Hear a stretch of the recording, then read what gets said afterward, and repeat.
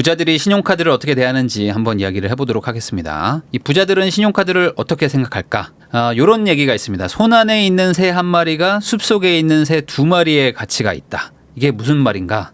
뭐 처음 들어보신 분들도 있을 것 같은데, 이 사람이라는 게 사실 내일의 어떤 만족보다는 당장의 만족을 훨씬 더 중요시한다는 뜻입니다. 내일의 뭐 불확실한 뭐 새 두 마리를 잡을 확률보다는 당장 내 손 안에 있는 새 한 마리가 훨씬 더 만족스러운 거다. 뭐 이런 뜻입니다. 자, 요게 그 돈의 속성을 쓰신 그 김승호 회장님의 어떤 뭐 사례인데, 이 사무실에 신청도 안 했던 어떤 그 VIP 전용 신용카드가 온 적이 있었나 봐요. 사무실에 이제 VIP 전용이니까 뭐 연회비도 뭐 비싸고 혜택도 뭐 많았겠죠. 그런 것들이 오면은 사실 어찌 보면 일반적인 사람이라면은 이걸 기분이 좋거나 우쭐할 수도 있잖아요. 아, 내가 VIP구나. 예를 들어 뭐 몇백 장이나 뭐 몇 명만 발급되는 카드입니다 하면은, 아, 내가 뭐 셀럽인가 하면서 뭐 기분이 좋을 수도 있는데, 오히려 뭐 화를 냈었다고 합니다. 나한테 왜 신용카드를 주냐 하면서 말이죠. 자, 왜 그러냐? 이 부자들 중에 뭐 제가 아는 분들도 그렇고, 이 부자들 중에는 신용카드를 싫어하는 사람들이 생각보다 좀 많습니다. 뭐 대출일 수도 있고, 뭔가 남의 돈을 뭔가 빌려다가 이렇게 하는 거. 근데 반대로 일반인들은 오히려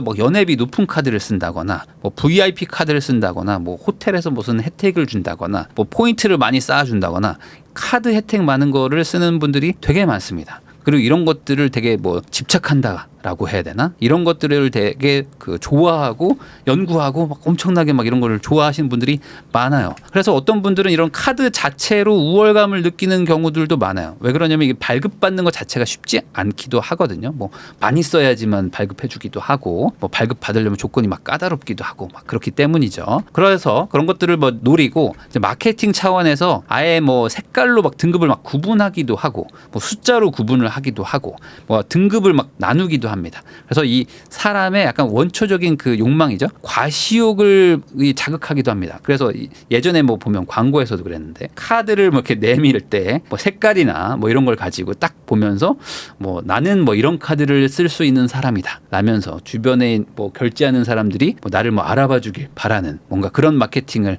하는 곳도 있었습니다. 이 부자 되고 싶어요라고 말하는 분들이 정말 많거든요. 뭐 저도 이제 재테크를 얘기하고 뭐 이런 사람이다 보니까 뭐 강연을 가면은 뭐 저 부자 되고 싶어요 하는 분들이 많은데, 이런 분들이 사실 그 내면을 보면은 요 과시욕 때문에 부자 되고 싶다고 하는 경우가 되게 많아요. 이게 무슨 소리냐? 이 멋진 집에 살고 싶다, 뭐 좋은 차 타고 싶다, 뭐 세계 여행 가고 싶다, 맛있는 거 먹고 싶다, 이런 얘기들이 사실 어찌 보면 뭐 부자 돼서 뭐 할 거예요라고 물어봤을 때 돌아오는 대답인데, 요 대답들의 다음 돌아오는 그 대답이 있습니다. 뭐냐? 멋진 집에 살고 싶어요. 그 이유는 남들한테 자랑하려고요. 인정받고 싶어서요. 부러움 받고 싶어서요. 친구들이 그러면 저를 좋아할 것 같아요. 저를 부러워할 것 같아요. 뭐 이런 거를 막 생각하는 거죠. 말은 안 해도 그 다음에 돌아올 대답이 이런 거라는 거죠. 아, 그렇게 하면은 멋지잖아요. 저 좋은 집에 살면은 뭐 다른 사람들이 저를 인정해 주잖아요. 저를 부러워하잖아요. 저 남들한테 자랑할 수 있잖아요. 그러면 멋진 삶일 것 같아서요 라고 말하는 분들이 꽤 많다. 이게 한국인의 약간 종특일 수도 있는데, 과시욕이라는 게 뭐 이런 거에서도 나타나는 것 같기도 합니다. 무슨 말이냐? 이게 그 닌텐도 게임 중에, 그 스위치 게임 중에 그 동물의 숲이라는 게 있거든요. 일종의 생활을 하는 게임이죠. 그냥 섬에서 이렇게 생존하는 게임인데, 요 집을 살 수가 있거든요. 그럼 보면은 한국인들은 좀 다른 나라랑 좀 다르게 집부터 산대요. 집부터 사고, 집을 사가지고 대출로 삽니다. 대출로 사가지고 집을 키우는 거에 집착한다. 그러니까 다른 나라 사람들은 뭐 이렇게 밭을 꾸민다거나, 아니면은 무언가 여기다 뭐 나무를 심는다거나, 아니면 집 바깥을 뭐 꾸미는 거, 뭐 이런 것들을 뭐 하는데, 아니다. 우리나라 사람들은 집을 키워야 된다. 집에 뭔가 뭐 꾸미어 놓고 방을 만들고 계속 대출을 갚아나가는 삶을 많이 산다고 합니다. 그러니까 뭔가 이 한국인들은 뭔가 이렇게 갖춰놓고 사는 삶, 뭔가 누가 왔을 때 좀 이렇게 번듯한 거, 이런 것들을 되게 좋아하는, 뭔가 그 과시에 약간 그런 DNA가 있는 건가라고 생각도 좀 드는데, 사실 이 과시욕이라는 거는 아주 오래된, 어찌 보면 되게 원시시대 때부터 내려온 어떤 동물적인 본능이라고 저는 생각을 합니다. 이 원시시대에도 빈부격차가 있었을까라고 생각해 보면 저는 있었을 거라고 생각하거든요. 왜 그러냐?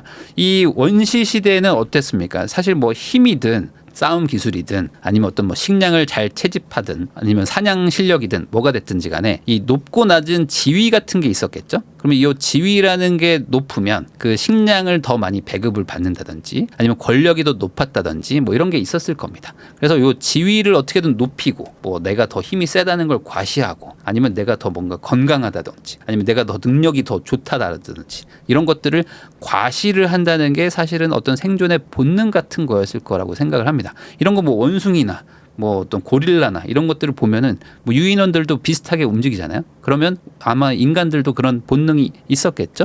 그러니까 이런 높은 지위를 과시하고 내가 더 뭔가 더 높다, 더 나은 사람, 내가 너네들보다 더 대단한 사람이야라고 과시하는 거는 본능 같은 거라고 생각을 합니다. 그러면 이게 그 과거의 원시 시대에 있던 게 지금도 똑같이 일어나고 있는 게 아닌가. 지금은 조금 다른 식으로 표현만 달라졌을 뿐이지 여전히 똑같은 식으로 과시를 하고 있는 거죠. 명품을 입음으로써 나는 너보다 더 돈이 많고 나는 너보다 더 나은 사람이다.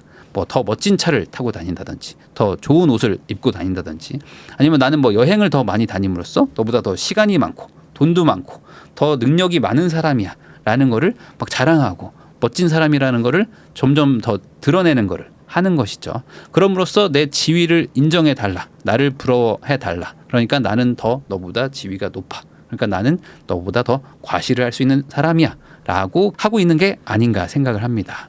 우리나라는 뭐 옛날부터 뭔가 체면을 중시하는 뭐 이런 민족이라고 저는 생각을 하는데 원래부터도 약간 좀 그랬는데 이게 지금 SNS를 만나면서 완전 대폭발을 한 게 아닌가 생각을 합니다. 이게 SNS가 없었던 시절은 그냥 우리 동네에서만 체면을 중시하고 우리 동네에서만 내가 조금 으스대고 우리 동네에서만 내가 조금 권위와 과시를 좀 노출을 하면 됐었는데 이게 SNS를 만나면서 이제 어떻게 됐죠? 이제 전국 단위로 이제 비교를 하는 거죠. 전국에 있는 내노 하는 과시쟁이들과 내가 이제 비교를 해야 되니까 대폭발의 이제 어떤 연쇄작용이 일어나는 겁니다. 이게 동네 부자를 상대하다가 이제 전국 부자를 상대하는 거죠. 그러니까 전국 수능을 보고 전국 모의고사를 봐야 되는 거야. 그러니까 어떻게 됩니까? 상대적인 박탈감과 열등감도 전국 단위로 확대가 되는 거죠. 그러니까 우리나라가 정말 그 평균이 너무나 높다고 하잖아요. 우리나라는 이제 뭐 차도 엄청 큰 거 타야 되고 집도 막 이제 30평대 아파트 아니면은 사람 사는 거 아니라고 막 하고 중산층이 아니라 중상층을 기준으로 삼는 상위 10%가 평균이라고 생각하는 정말 이상하게 기준이 너무 높아져 버린 이 전국 기준으로 생각하는 게 이제는 당연하게 돼버린 것 같기도 합니다. 그에 따른 박탈감, 열등감도 정말 높아져 버렸죠. 그럼 이 열등감을 어떻게 해결을 해야 되나?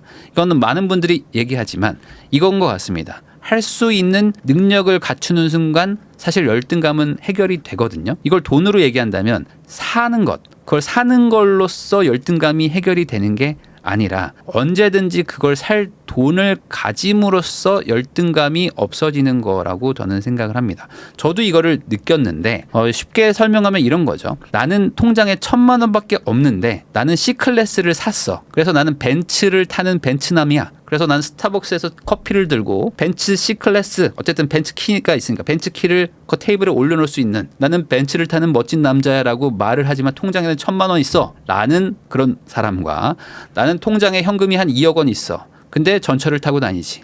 BMW야. 난 걸어 다니고 버스 타고 지하철 타고 다녀 라는 남자가 둘이 있다면 누가 더 자신감이 높은가 라고 봤을 때 인스타에선 얘가 자신감이 높지.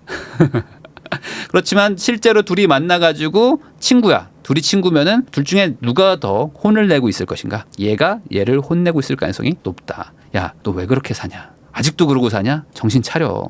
너 정신 차리고 좀 이제 똑바로 살 때가 되지 않았어? 라고 얘기하면서 혼나고 있는 건 항상 요 벤츠남일 가능성이 높습니다. 자신감은 얘가 더 높겠죠. 2030 때는 겉모습에 눈이 가기 마련입니다. 저도 그랬습니다. 저도 옛날에 돈을 좀 벌고 그리고 이제 막 투자를 막 시작했던 초기에는 요 328i였나? BMW 요 뚜껑 열리는 걸 사고 싶어가지고 실제로 매장도 가고 막 시승도 해봤는데 너무 사고 싶더라고. 그냥 막 눈에 막 아른거려가지고 28이었나? 29대 이걸 타고 다니고 싶었어요. 이게 너무 좋아 보여가지고. 근데 이걸 사지 않고 착각만큼 투자를 더 했죠. 그러면서 인생이 많이 더 바뀌었는데 2030 때는 당연히 어떤 겉모습이나 치장이나 어떤 외모나 외관 이런 것들에 눈이 가기 마련이고 외적인 것에 돈 쓰는 게 너무 멋져 보이는 거는 누구보다 잘 알지만 이 마음을 버려야 됩니다. 저는 이렇게 생각합니다. 젊을 때는 아끼는 게 멋진 것이고 늙어서는 돈 쓰는 게 멋진 거라고 생각을 합니다. 근데 반대로 생각하는 분들이 너무 많죠. 젊을 때 돈 쓰는 게 멋지다고 생각하시고 늙어서는 아끼는 거를 멋지다고 생각하는 분들이 많은 것 같아요. 전혀 아니죠. 살아보니까 반대더라고요. 늙어서 아끼면 안 되고 젊어서 돈 쓰면 안 되더라. 뭘 해야 될지 모르겠어요 라고 말하는 분들 정말 많거든요. 저는 목표가 없습니다 이런 분들 정말 많은데 그럴 때일수록 돈을 모으면 됩니다. 잘 모르겠으면 돈만 모아라. 돈을 최대한 많이 모아라. 왜 그러냐? 막상 뭔가 하고 싶을 때는 돈이 부족해서 뭘 못합니다. 대부분 뭔가 하고 싶을 때는 돈이 문제가 됩니다. 그러니까 잘 모르겠으면 돈을 최대한 많이 모으고 계시면 웬만한 문제는 해결이 됩니다. 젊어서 고생은 사서도 한다는 얘기가 있는데 이 말은 이렇게 바꿀 수 있습니다. 젊을 때 고생을 해야만 한다. 그러니까 머스트입니다. 머스트. 젊을 때 고생을 사서도 한다는 얘기는 젊을 때 무조건 고생을 하라는 얘기입니다. 그런데 요즘에는 좀 다르게 생각하시는 것 같아요. 젊을 때 꼭 고생을 해야 되나? 그냥 젊을 때도 좀 놀면서 젊을 때도 그냥 좀 가볍게 그냥 좀 이렇게 가늘고 길게 이렇게 그냥 뭐 이렇게 살면 안 되나요? 이렇게 생각하시는 분들이 많은 것 같아요.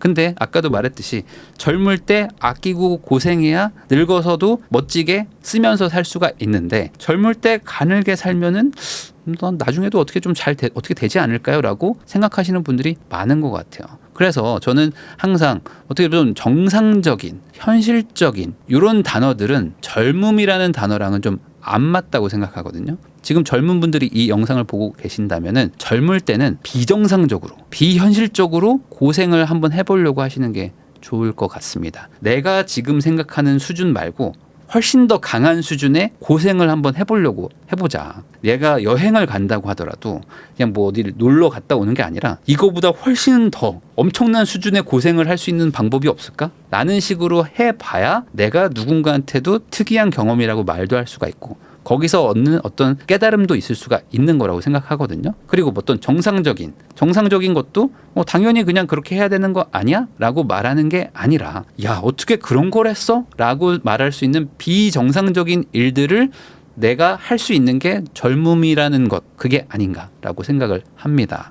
그래서 젊을 때 어떻게든 고생을 많이 하시고요. 그걸 가지고 돈도 많이 버시고 모으시고 그 기회를 찾아가지고 돈도 많이 불리시는 게 저는 맞다고 봅니다. 그래야지 늙어서 많이 돈 쓰고 즐겁게 사실 거 아니겠습니까? 돈은 모으기만 해서는 안 된다고 제가 말씀드렸죠. 리스크를 감수하고 극복해야 인생이 바뀌는 거기 때문에 결국에 한 번은 리스크를 감수를 해야 됩니다. 누군가는 리스크를 감수하려고 했다가 손해를 볼 것이고 누구는 리스크를 극복하고 돈을 많이 벌어서 인생이 바뀌겠죠. 100%는 없으니까 누군가는 나가 떨어질 것이지만 다른 누군가는 인생을 바꾸는 경험을 하게 됩니다.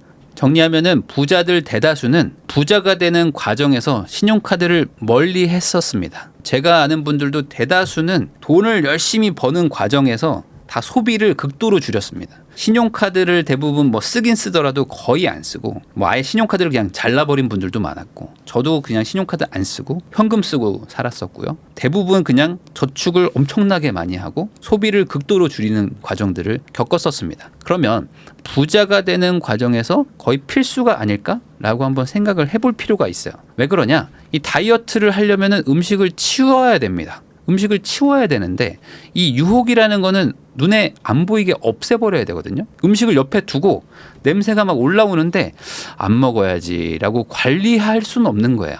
다이어트를 하려면 음식을 치워야 되는 것처럼 내가 신용카드를 지갑에 넣어놓고 돈을 안 써야지. 내가 배달의 민족을 핸드폰에 깔아놓고 음식을 안 시켜야지. 라고 생각하는 것 자체가 어찌 보면은 오만한 거죠. 이게 안 되는 거를 내가 하려고 하는 거야. 그러니까 지갑에서 현금이 나가는 거를 느끼는 게 저는 훨씬 좋다고 생각합니다. 그러니까 먹고 싶다면 직접 나가서 사오면 되는 거죠. 내가 귀찮게, 내가 불편하게 만드시면 되는 거고 돈도 저는 카드가 있어야 돼요. 뭐 그래야 체크카드가 있어야지 뭘 할 수 있어요. 안 그러면 뭐가 불편해서 안 돼요라고 하면 그걸 그냥 불편해 하시면 되는 거 아닌가? 라고 생각하시고 가능하면 현금으로 한번 살아보시면 내가 돈을 이렇게 많이 쓰고 사나? 일주일에 20만 원만 쓰기로 했는데 화요일에 다 떨어지네? 라는 걸 한번 느끼실 수가 있을 겁니다. 통장의 0이 늘어나면 늘어날수록 자신감도 늘어난다. 저도 해보니까 그러더라고요. 통장에 돈이 늘어나고 자산이 늘어나고 등기부 등본이 막 늘어나기 시작하고 뭐 주식을 하시는 분들은 주식 계좌에 돈이 막 쌓이면은 그게 자신감이고 그게 재미입니다. 이 소비가 재밌는 분들은 저축을 안 해봐서 그래요. 소비가 재밌긴 재밌어요. 근데 저축이 더 재밌습니다. 돈이 쌓이는 재미를 아시게 되면은 소비를 안 하게 돼요. 왜냐면 이게 너무 재밌거든. 와, 나는 저축이 너무 재밌다라는 거를 아시는 분들은 알 겁니다. 왜냐면 저축을 하면 소비는 언제든지 할 수 있거든요. 소비를 하는 분들은 저축을 못 해. 근데 저축을 하는 사람들은 언제든지 소비로 바꿀 수가 있기 때문에 이게 또 재밌습니다. 저축이 재밌는데 저축보다 더 재밌는 게 투자입니다. 투자를 하잖아요. 투자해서 잘 되잖아요. 그러면 저축도 재밌는데 저축을 공짜로 더 하는 느낌이야. 그러니까 재미가 2배, 3배가 되거든요. 근데 투자는 그냥 되는 게 아니죠. 이 미친 듯이 공부를 해야 되거든요. 근데 이걸 공부를 해가지고 돈을 불리니까 너무 재밌는 거죠.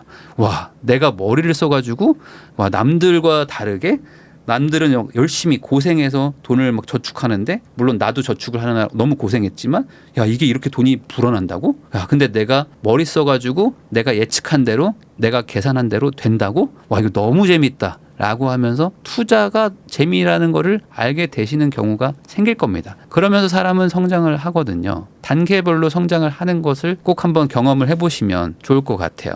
이 자기 미래는 자기가 바꾼다고 하잖아요. 이게 하루하루 어떻게 살았는지가 모여가지고 미래를 바꾼다고 생각을 하는데, 이 하루하루를 잘 살고 이걸 허투루 쓰지 마시고 잘 모아가지고 당장은 안 바뀌는 것 같지만 이걸 1년, 2년, 3년, 10년을 모으면 이 미래가 천천히 바뀐다는 것을 알게 되실 거라고 생각을 합니다.